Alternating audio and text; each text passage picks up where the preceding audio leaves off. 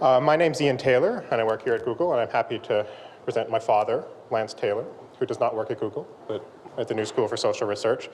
I've known my father for a long time. The relevant story I can have for Google is that he was also the first person to pay me to do computer programming on various archaic systems, most of which proved that the economic models he was trying to build could not actually be done on the computers of the day. We could do them today, but he's kind of moved on to different areas anyhow. So, Lance Taylor. Well, thank you very much. What I want to do today actually is talk about a fairly old-fashioned topic, despite the formidable title of the talk, which is what has to happen in a developing or transition economy if, in fact, poor people can get into a position which makes them a little bit better off. And sort of an appropriate place to start when you're talking about that, there's a summary here, which I'll skip since I'm sort of limited in time. But an appropriate place to start whenever you start to begin to talk about economics is, of course, Adam Smith. Now, Adam Smith is a bit like Shakespeare and the Bible in the sense that you can find almost anything in the book, The Wealth of Nations, to support your point of view. And the point of view that I want to develop is the following, that the first part of The Wealth of Nations, first 200 pages, roughly speaking, is essentially a defense of free market economics in a sort of strange way, which I can perhaps mention.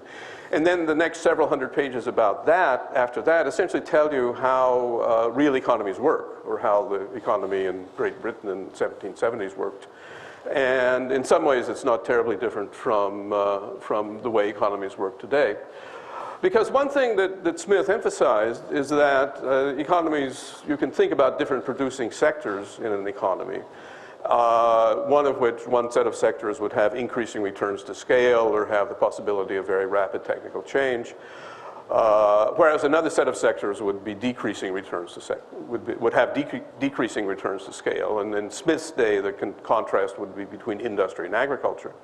What he had in mind by industry were the things like the famous pin factory, whereby instead of one guy doing all the steps to put the pin together, you would essentially have an assembly line operation, which was subject to decreasing costs in the sense that you can produce a lot of pins much more cheaply that way than you could in the traditional fashion. So the idea of economic development then is in a way to stimulate sectors with increasing returns and try to switch people out of decreasing returns into increasing return sectors.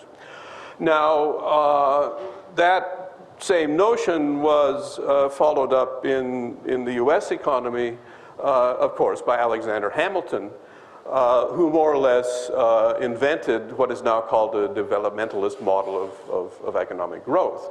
And that kind of growth model would essentially say that you should pursue very aggressively creation of sectors with economies of scale and try to design policies that would serve to that end. Now, during the 19th century, up until actually during the 19th century and actually up until the 1930s, the US was the most protectionist economy in the world. That is, tariffs 100%, 200% were not unknown, and there was also a great deal of natural protection. So Alexander Hamilton's idea was that you should push as hard as you possibly can to develop industries to compete, which would be on the same level as England, which of course served as a role model for all the subsequent economies. The US, if you think of what happened in the US, very high tariffs, state investment in the form of the Erie Canal, heavy government investment. Just to ask you a question, how many railroads were built between Chicago and Seattle? Does anybody know? There were essentially 3 railroad lines, the Northern Pacific, the Great Northern, the Milwaukee Road, which ran parallel. And they ran parallel because the government gave the people who were building the railroads a lot of free land to put these railroads up. I mean, the government was very interventionist at that stage, and of course has continued to be so. If you look at the ARPANET in the 20th century, would be the obvious example in your particular field. That state intervention has always been rather common. There was lax enforcement of anti-corruption. People criticized the East Asian economies after the Asian crisis for practicing crony capitalism. But if you're running around Wall Street in the 1890s, that's when really you had crony capitalism, and that was another aspect of the American model. The same model is, of course, applied by the East Asian economies in one or another way during the second part during the latter part of the 20th century. In East Asia, you had very strong restrictions on foreign capital inflows, both portfolio investment, which means buying bonds basically, and foreign direct investment. Both Japan and Korea, for example, had very strong restrictions on foreign direct investment and preferred to develop the technologies on their own, beg, borrow, or steal, so that they were not open. The fact that China and India maintained capital controls up to the late 1990s was basically the reason why they avoided the Asian crisis, which hit the other countries, of course, as we all know, very hard. So you get that kind of a sort of theoretical background. Now, if you asked what happened in the world economy, which is another sort of background, piece of background that I'd like to bring up, if you look at the world economy in the period, say, from 1950 until the early 1970s, and exactly when you want to break off is unclear, but there was a so-called golden age, what is now called golden age, when most economies were growing fairly rapidly. And there was a sort of consensus view, so to speak, that the world was on a fast-track growth path, which would last forever. Of course, it did not last forever. Various things happened. The breakdown of the monetary system that had been set up at Bretton Woods in New Hampshire in 1944, the oil shocks, increasing social tension, the golden age came to an end, at which point, as I'll illustrate a bit later on, you entered into the sort of present period of much slower growth and much worse performance on the part of developing countries. Just to give you one sort of background number that you may want to keep in your head, I'll talk a bit later on about productivity growth or per capita income growth, and there are all sorts of technicalities about how you do that, but how you measure that. But the standard number for OECD economies of per capita income growth or productivity growth is something like 2% per year. During the golden age, productivity growth in the rich countries was on the order of 4% per year, and some poor countries were maintaining rates of productivity growth or per capita income growth of about that same level. As you'll see a bit further on, that has ceased to be the case. There are two major shocks for developing countries that hit them around the end of the golden age. First was a shift in commodity terms of trade. Most developing countries were in the business and still are to a certain extent of exporting primary commodities. That is things like coffee and cocoa and metal products. And the terms of trade essentially refer to the price, word terms of trade refers to the price of those kinds of commodities. Beginning around 1980, there was a long, prolonged adverse shift in the terms of trade against developing economies, which had a major impact on their performance, particularly in the very poor ones in, for example, sub-Saharan Africa and the Caribbean. Second thing that happened around 1980 was a sort of Paul Volcker interest rate shock, which was aimed at stopping so-called stagflation in the U.S. economy. And real interest rates in the U.S. went from rather negative values to something like 10 or 12% per year. That affected developing countries very strongly. Brazil at that stage was borrowing money in capital markets to run a trade deficit of something like 5% of GDP, which is high. I mean, the current level in the U.S. is about 7, which is really abnormally high, but that's another story. In any case, Brazil was running a 5% trade deficit until around 1980 when the interest rate shock came. Then basically they were told, well, we won't lend you any more money. You'll now start paying 10% real interest on the money that we have lent you, and by the way, pay right now. So basically, Brazil had to switch from something like a 5% trade deficit to a 5% trade surplus around 1980, and the economy has been stagnant ever since. So those were really enormous shifts that that poor countries had to deal with. So the shocks, both the terms of trade and the interest rate shock, were on the order of 5 to 10% of GDP, which is a lot. Two more pieces of background, and then I'll sort of try to give you a quick review of the empirical numbers. During the Golden Age, economic policy in general, you could use the word Keynesian, was fairly interventionist in all countries around the world in one way or another. And in the poor countries, it was basically developmentalist along the lines that had originally been proposed by Smith and Hamilton. And the developmentalist policies had greater or lesser success in various parts of the world. In some places, they didn't work, simply. The government tried to intervene, and it failed. In other parts of the world, they worked fairly successfully, and again, the East Asian countries would be the major favorable example. And someplace in the middle, you would find countries like Brazil and Turkey, which did some things well and some things not so well. By the way, up until around 1990, I'll be talking about so-called developing countries. And then with the breakdown of the Soviet system, sort of you get transition economies joining the developing economies, and there are some similarities and some differences, but I can come back and pick up that. In any case, around 1980, the policy orientation reversed.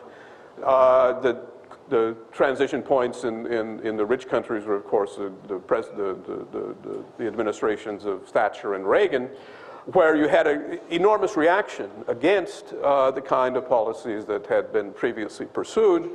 And in developing countries, transition economies, that took the form of what came to be called the Washington Consensus, which explicitly repudiated developmentalism, said you should not practice industrial policy, you should get rid of protection of domestic industries, you should open your economy to foreign capital inflows, and you essentially disable all the kinds of policies that countries had been pursuing up to that time. A sort of subsequent twist on the story has been the sort of introduction or invention of what are called the Millennium Development Goals, which are being pushed very hard by very hard by the United Nations, and also Jeff Sachs has made himself famous by running around the world and proselytizing for the MDGs. Now, basically, they say what the goal of the MDGs, in some sense, is to put countries on the dole. The aim of the program, which, by the way, will not get funded, that's another story, but the aim of the program is essentially massive income transfers to try to help poor people directly. Now, if you go back, which is fine, except if you go back to Adam Smith and Alexander Hamilton, that's not obviously going to lead to fairly rapid income growth, which is the only way that poor people, in fact, can be made less poor. You can put them on a dole, but you're talking about countries absorbing transfers from abroad on the order of 10–20% of GDP. Now, I happen to live not too far from Portland, Maine, so I chose Portland, Maine as an example to illustrate a couple of points of that. Portland is the biggest city in Maine, and its GMP, gross metropolitan product, is on the order of $20 billion, which keeps a few people employed in the Portland area. 20 billion, by the way, is somewhat larger than Kenya's whole GDP. So you have one small city in Maine with a product of sort of $20 billion, or one medium-sized city in Maine with a product of $20 billion. And you have one fairly populous African country with a product of $20 billion. And the basic reason why people in Kenya are a lot poorer than people in Portland, Maine, is that there's just not enough GDP to go around. So that's sort of one aspect. Now, think about Portland, a city of 250,000 or a metro area of 250,000, how could they possibly absorb a resource transfer of $2 billion per year? What can you do? There are only so many freeways you can build. There are only so many schools and hospitals and social workers and teachers that you can employ. I mean, you would really have to reconfigure the Portland economy rather dramatically for it to be able to absorb a resource transfer of $2 billion. But that's what the goal of the Millennium, that's what the Millennium Development Goals attempt to do. In the case of Kenya, of course, as I mentioned, you've got a population of 30 million sharing out that 20 billion of GDP, and that means Kenya is a very poor country. Yeah? I'm a little confused by what you meant by absorb. Do you mean how easily could Portland withstand somebody taking $2 billion out of that economy, or? No, the question is how could Portland absorb $2 billion? It's the other way around. That is, Portland would have to reconfigure its economy in such a way as to use an extra $2 billion. And that, you know, that's a pretty major, if you sort of think through the details, that would be a pretty major shift. Yeah?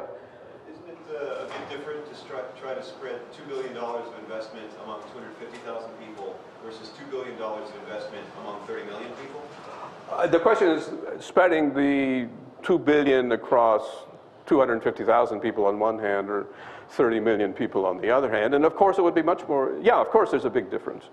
But the point I wanted to make is that either way, just to get that money into the system, to figure out how you can spend it in some useful way, is pretty difficult.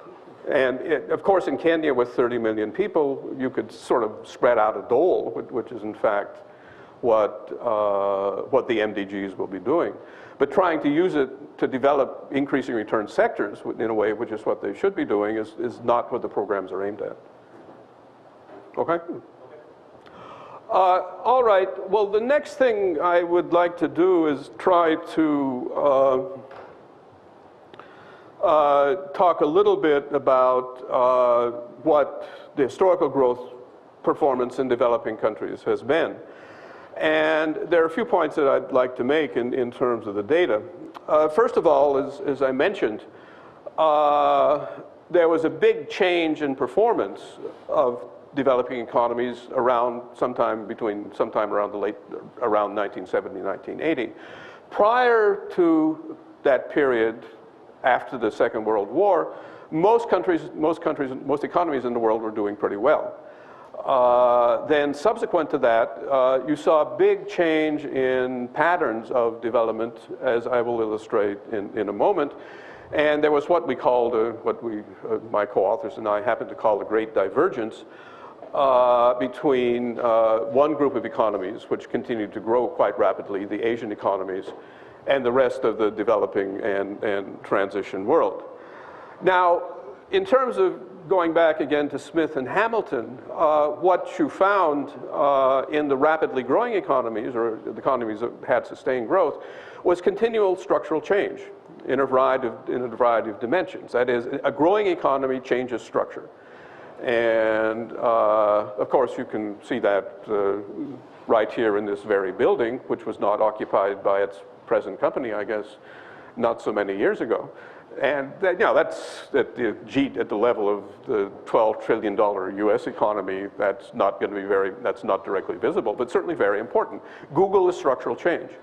And what you saw in the rapidly growing developing economies was ongoing structural change, which did not happen in the ones that were not growing.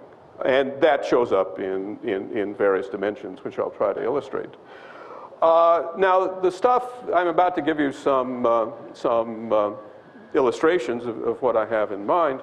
And sort of, if you want a further reference, most of the material I'll present appears in this year's World Economic and Social Survey out of the United Nations, with somewhat different graphs and somewhat different labels, but it's basically the same story. But let me, before I get into that, let me give you a couple of slides of historical data. There's a guy named Angus Maddison who has essentially spent his lifetime putting together data about GDP in all the economies of the world, and in some cases now he's back into the 1500s, which are basically educated guesses and nothing more than that. Let me sort of give you a couple of illustrations of what the historical growth experience is. And this is a minor technical point which might be worth spending 1 minute about. These numbers that I'll present now in this slide and the next slide are in terms of so-called purchasing power parity, which is an attempt to correct GDP estimates to illustrate how much each country's real purchasing power is. And there's one example of that which works reasonably well, which would be the following. I don't know about Silicon Valley. Well, I can ask. Suppose you want to get a reasonably upmarket haircut in Silicon Valley. How much would it cost? $20. Upmarket?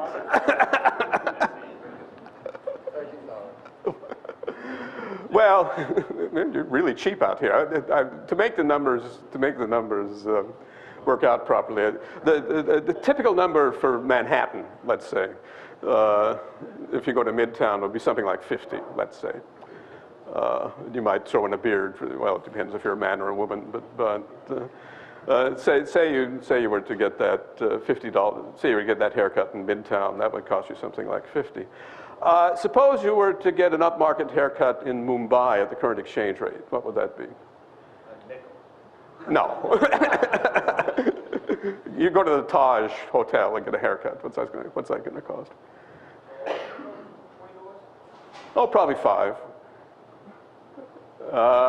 So essentially, I chose the numbers to make the arithmetic easy, obviously. So what I'm saying is that the Manhattan haircut is $50 and the Mumbai haircut is 5. But it's the same thing, basically. Somebody just cut your hair. So what purchasing power parity calculations do is essentially revalue the labor of the Mumbai barber. So it's not, if not equal, it's much closer to the labor of the New York barber. So essentially, you revalue the GDP in poor countries upward to take account of the fact that if you're living in a poor country, it's much cheaper, so to speak, to buy a haircut than it is in New York. And you go through these comparisons. The difference, again, this factor of 10, what this graph illustrates are income ratios of poor countries to rich countries. And I don't know if you can read the legend, but it begins in 1820 and runs up to 1998. And in terms of PPP, these income ratios, this line going down is East Europe and the USSR, the upper dashed line going down. And what that's saying is, along about 1820, the income ratio between Eastern Europe and Western Europe was like 0.55. And it gradually went down to 0.20 over the long period, with a fairly precipitous drop beginning around 1980, when the Soviet growth model ran out of steam. But the main point I want to make is that these lines go down. That all the developing regions lost relative income in PPP terms and in sort of market price terms. All developing regions lost income dramatically in comparison to the developed countries. And that was mostly due to per capita income growth in the developed countries. That is, what this graph is hiding is that developing countries were fairly stagnant and developed countries continued to grow. Here is a sort of a diagram with more regions for the period after around 1950. And again, the general trend is downward with a few exceptions. This is East Asia, the tigers, which grew quite rapidly throughout the period. If you picked out Japan as a separate country, which I don't have here, they would have started up a bit sooner and actually grew a bit faster than East Asia. But all the other regions are essentially going down. with, toward the end of the period, China and a few other regions beginning to catch up. But again, a picture of general slow growth and stagnation in the developing economies. Here's a picture of what happened to growth rates, not levels of income, but growth rates over the post-war period. And again, notice the fairly rapid growth in the golden age. These come from two separate databases, but they essentially give you the same results. You get fairly rapid growth until the golden age. You get the so-called lost decade, which actually lasted quite a bit longer than a decade beginning in the late 1970s. And then you get some recovery in the period since 2000. So that's the general picture of growth experience. And the next thing I'd like to do is look in a bit more detail at different regions. What you have here are the three major sectors of the economy. That is agriculture, mining and manufacturing, and public utilities for 12 regions across the developing world. If you do this at the country level rather than a regional level, you get essentially the same story, but to keep the thing relatively compact, it's easier to work with different regions. You had, was a question? No. So basically what you have here, the tigers, Southeast Asia, China, and South Asia, which is basically India in the data. And those four regions grow quite rapidly. This data begins these data begin in 1970. You get fairly rapid growth in all sectors in these four regions. And you get fairly comparable growth in Central and Eastern Europe as well. Although they were on a roller coaster, they went up and then went violently down in the 1980s and then came back up. So we get a sustained growth group, a group that we called late recovery, which would be semi-industrialized Latin America. Actually, semi-industrialized Latin America in this particular set of data includes Turkey and South Africa as honorary members, but those economies are essentially similar. But in semi-industrialized, quote-unquote, Latin America, Central America, Caribbean, and those four regions, you get sort of up and down performance. And then the rest of the world, former USSR, this data runs out in 2003, and if we went up to 2007, former USSR would look a bit better, but nonetheless, it's not spectacular. Two African groups, Middle East, African. Those particular regions just don't do very well at all. Let's see, is that where we are? Okay. You can also look at structural change. And we looked at only the broad sectors, but again, if you disaggregated to a more sectoral disaggregation, you would see the same story. So on the vertical axis, you've got the percentage change in agricultural output over the period 1970-2003. And basically, agriculture declines in all economies as they get richer. And on the horizontal axis, you've got per capita income growth. Now, the main thing I want to emphasize, you can run a regression, which is what that line indicates there. But regressions, as we all know, are quite sensitive to outliers. And if you take out the red regions, that is South Asia, Southeast Asia, tigers, and China, and also take out Central and Eastern Europe, if you were to sort of just block out those five regions where there is a consistent relationship between shrinking agricultural sector, per capita income growth, if you remove those countries from the sample, which I suppose I could do if I was very good with PowerPoint, then what you would see for the other regions is a blob. So if you look at the diagram in that way, what you see is a consistent relationship, consistent structural change in the rapidly growing regions, and nothing much at all going on in this sort of blob of countries off to the left.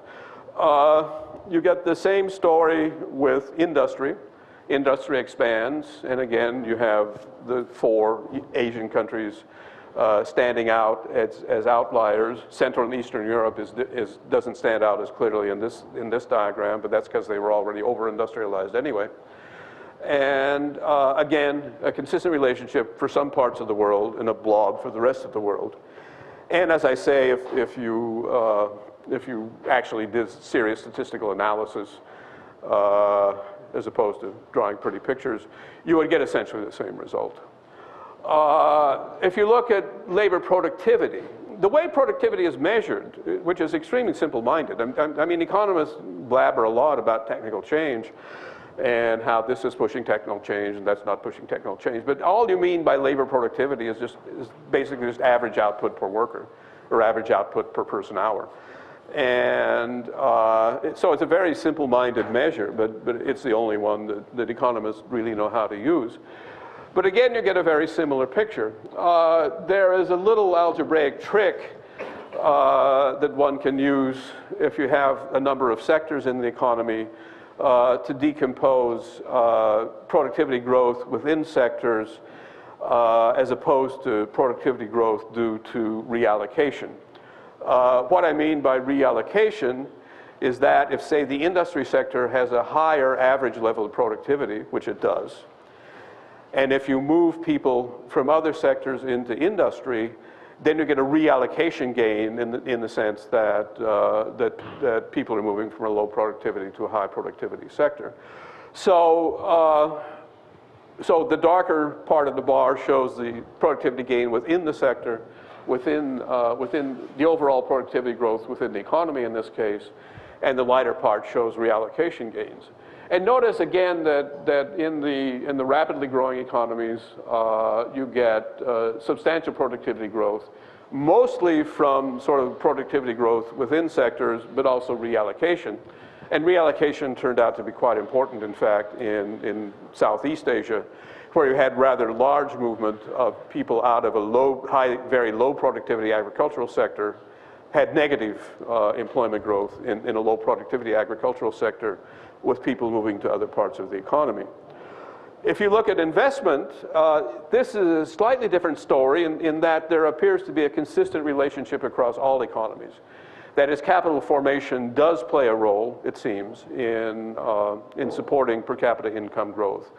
But again, one could argue about causality, but that's not something that I particularly want to get into here.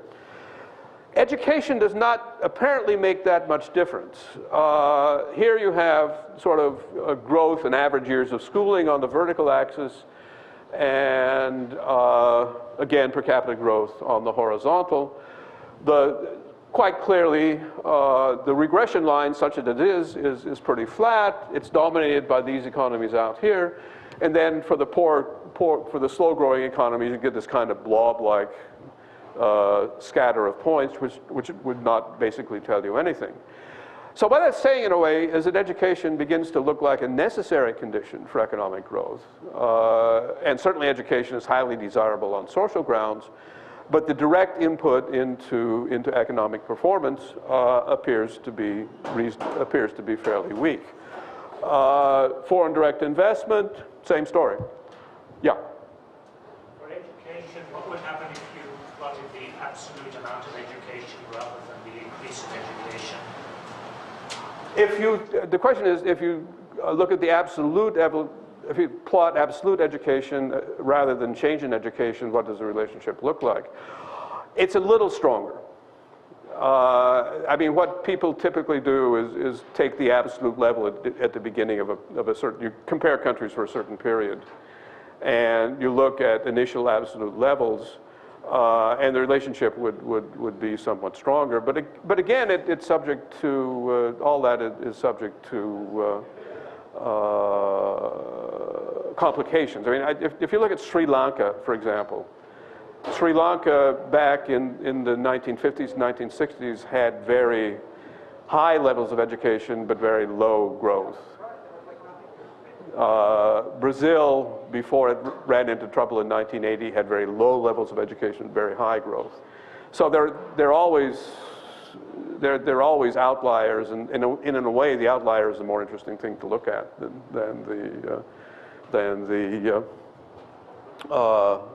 the sort of average that a regression picks up. Foreign direct investment, more or less a similar story. These are foreign direct investment shares in GDP.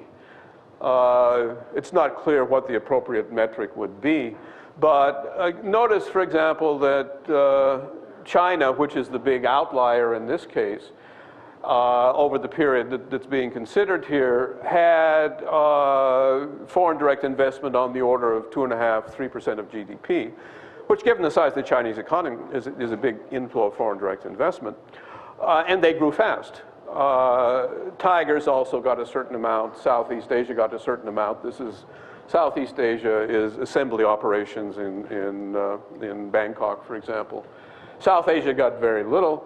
So again, you get this sort of blob of points and then some relationship among the outliers, but nothing very consistent across the whole sample. So just to sort of summarize the main points that I'm trying to make, that rapidly growing regions had significant sectoral output shifts. There was structural change.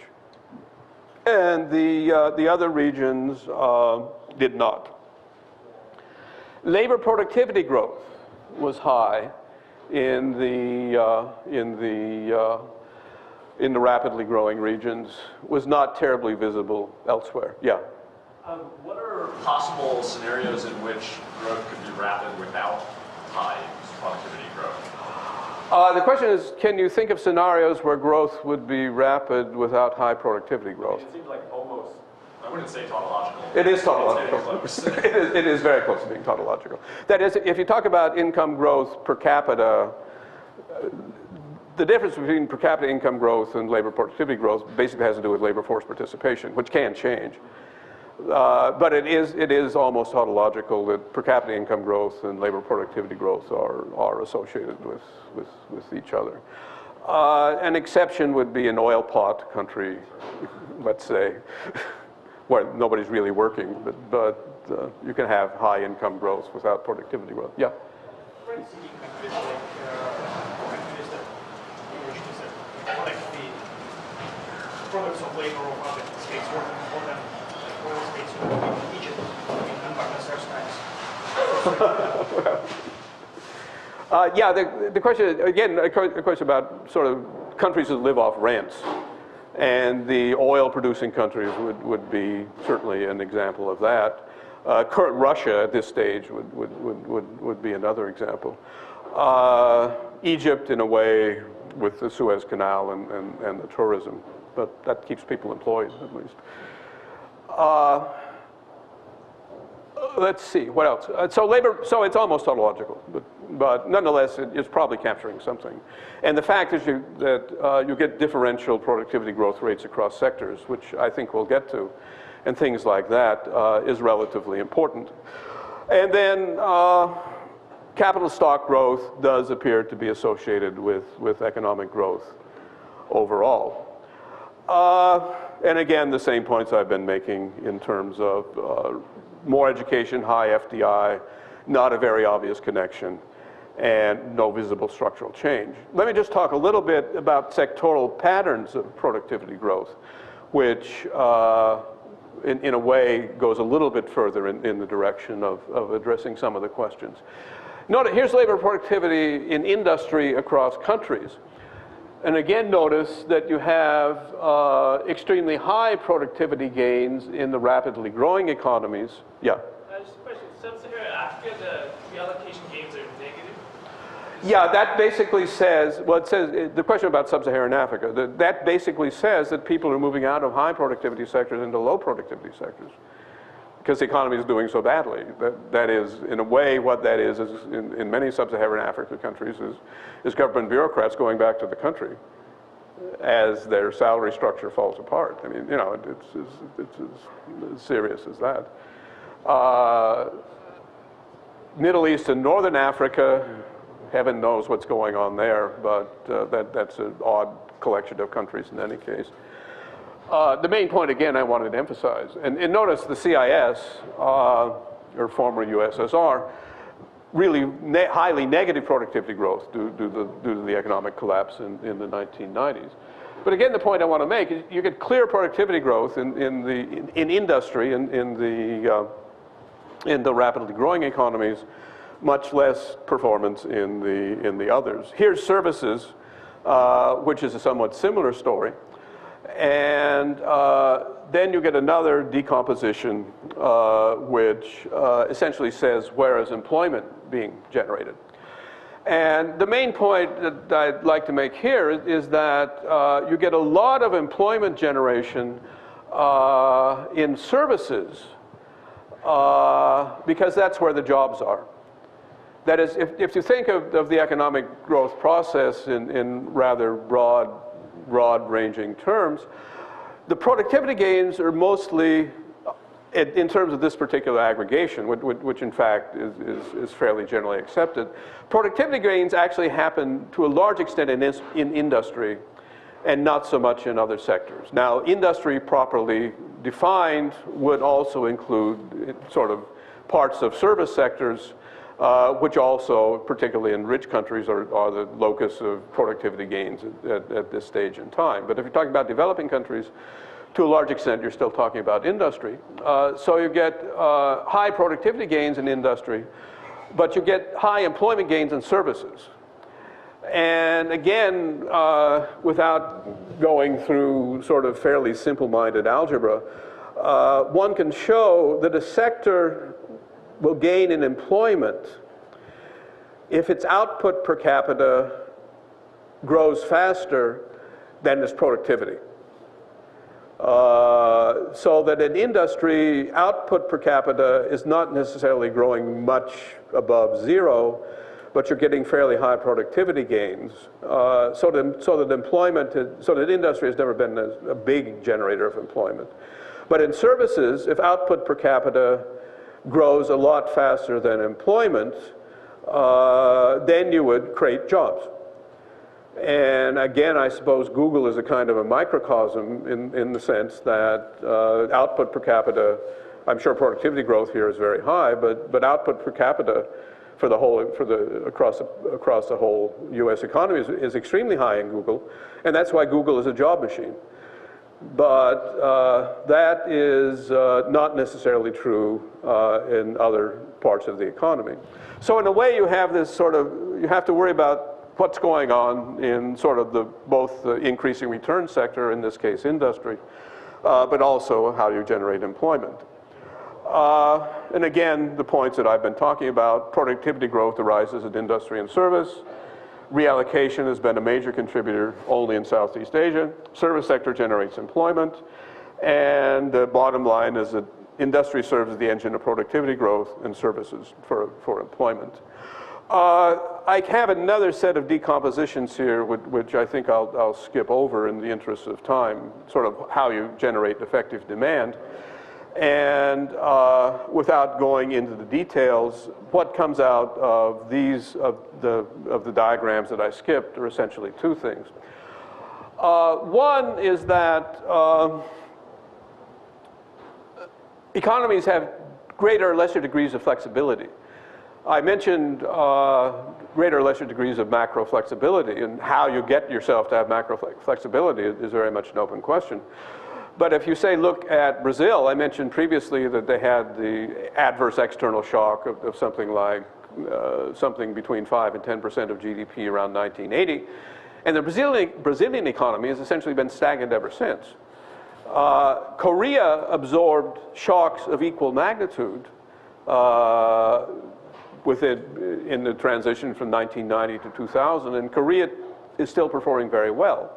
So Korea had a highly flexible economy in a way that is very hard to quantify.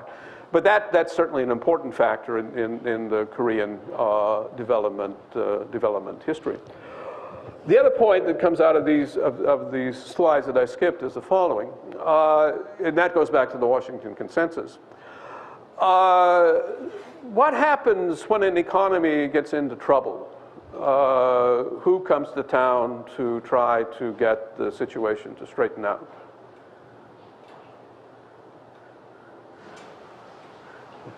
It's on the slide. It's on the slide. All right. The IMF comes to town. And what the IMF basically tells you to do is to run a recession. They have a well-designed toolkit for running recessions that they've developed over the last 40 years. And basically what running a recession is supposed to do is to improve the trade position.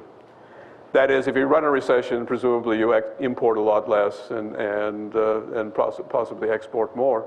So you run a recession to improve your foreign trade position. That particular theory is called twin deficits, which sort of got a lot of press in the Reagan period.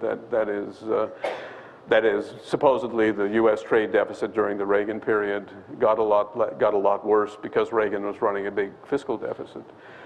And then supposedly getting rid of the fiscal deficit would improve the trade position, which turned out not to work. And in general, that kind of interventionist policy does not work to improve trade positions, but nonetheless, it's still very much part of the Washington consensus, which basically runs in the direction of trying to get economies to contract, and which is another problem that many of them face. So then, suppose you try to think about reversing these growth declines and eradicating poverty.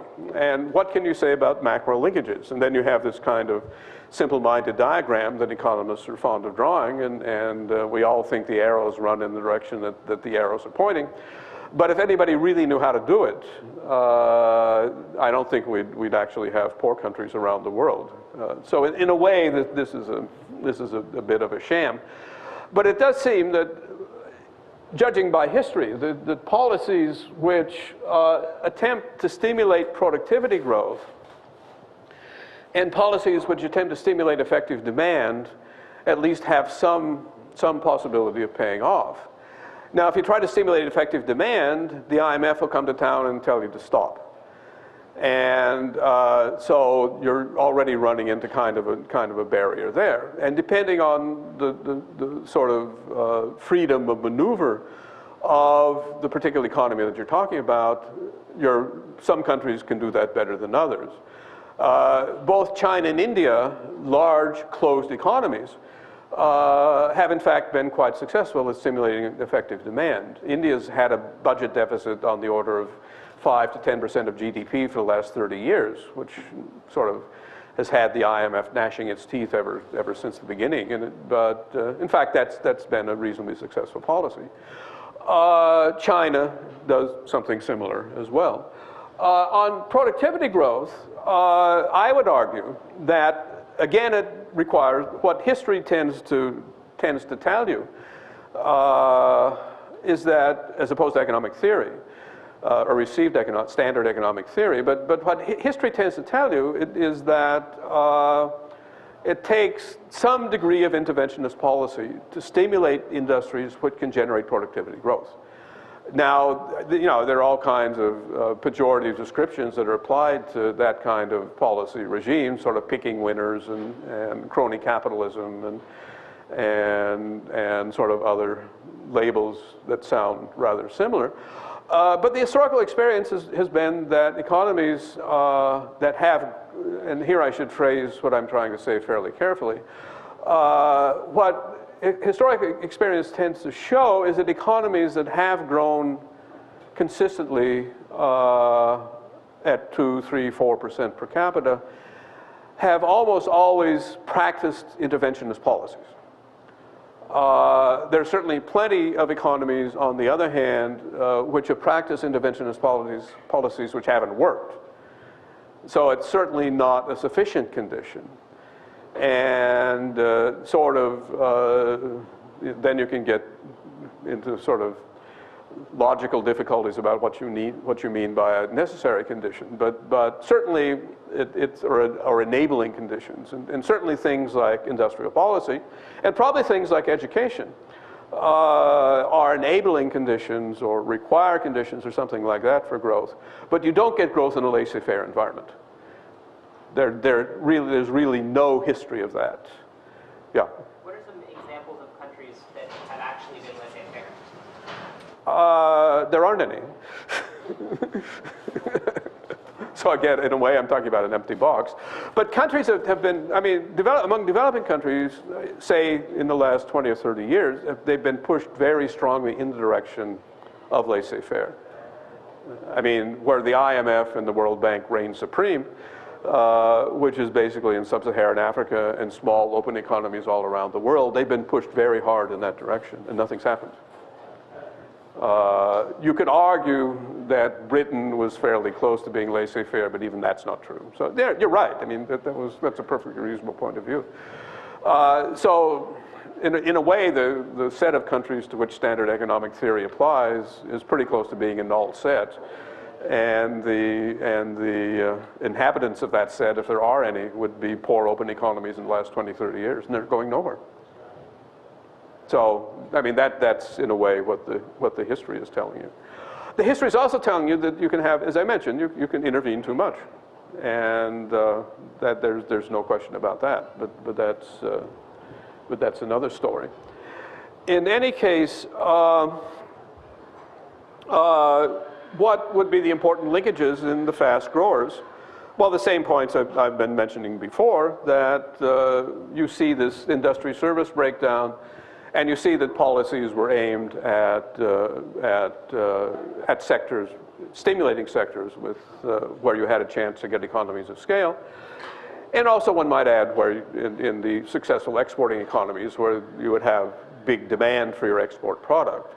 IT in India would be something of a contradiction to what I just said, in the sense that the government did not explicitly target IT, but certainly created enabling conditions by setting up the Indian Institutes of Technology and having an extremely highly educated, having a relatively large numerical number of highly educated people who spoke English.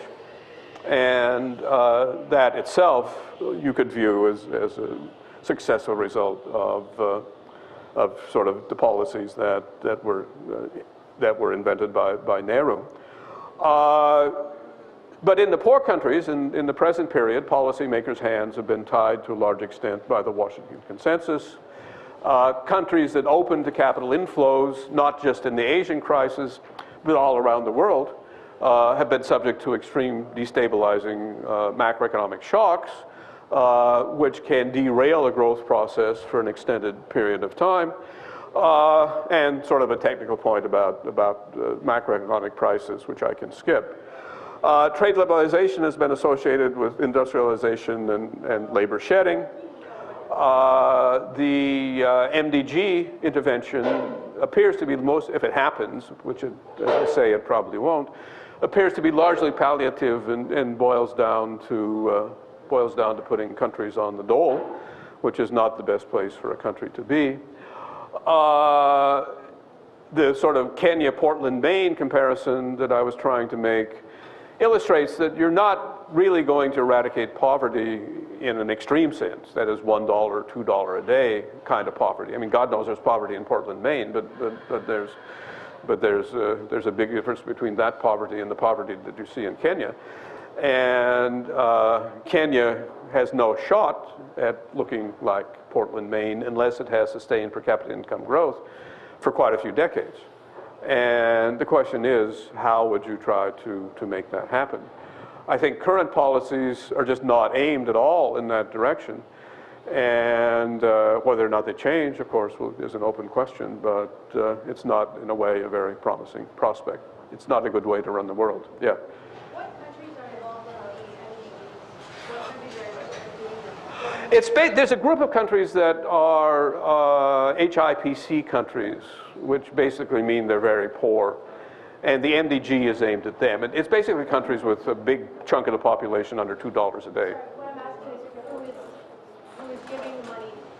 Who's on the other side of it? Who's coming up with these MDGs? Well, in fact, the money's not going to happen. Like whose idea was that? Oh boy, there's a very complicated history there. Basically, the question was about where did the MDGs come from? You remember there was a Copenhagen Social Summit about 10 years ago? And what this is a story that the NGO people tell, that they essentially suggested something like the MDGs at this Copenhagen Social Summit, which was then basically taken over by the World Bank and the IMF, who say that they're very good at delivering money to poor people. And so, in a way, the prime motors were the Bretton Woods institutions, and then it was basically picked up subsequently by the UN, by Kofi Annan, with an aim of sort of directing a lot of money to poor countries. As I say, the money's not going to happen anyway. But in a way, the program is also badly misdirected because it's just aimed at a goal. Yeah. So there's been some talk lately about Hugo Chavez in Venezuela replacing the World Bank as far as a resource for Latin American countries. Yeah. Reducing the liberalization. Yeah. Is there any sort of political cohesiveness to his money, or? The question is, what would be the role of Venezuela, I guess, assuming the oil price stays high in alleviating poverty in Latin America?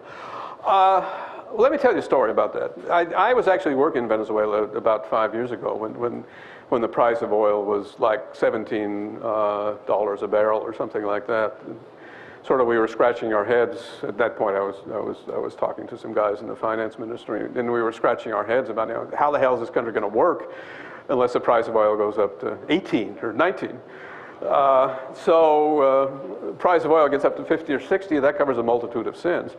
I mean, Chavez has set up mechanisms not terribly effective to deliver some resources to poor people in Venezuela, and is trying to branch out into the rest of Latin America. But he has no coherent model. And I mean, more power to him. Anything that upsets the United States and Latin America is fine, but it won't, and he doesn't have that much money either if you actually sit down and talk serious numbers. So I don't think that, that's in a way something that will not be terribly visible. Although he could do a lot for Bolivia, let's say. There's another talk coming in, so we should probably do just one more question. Yes, and then we'll be here to talk about. No? Okay, well, thank you very much.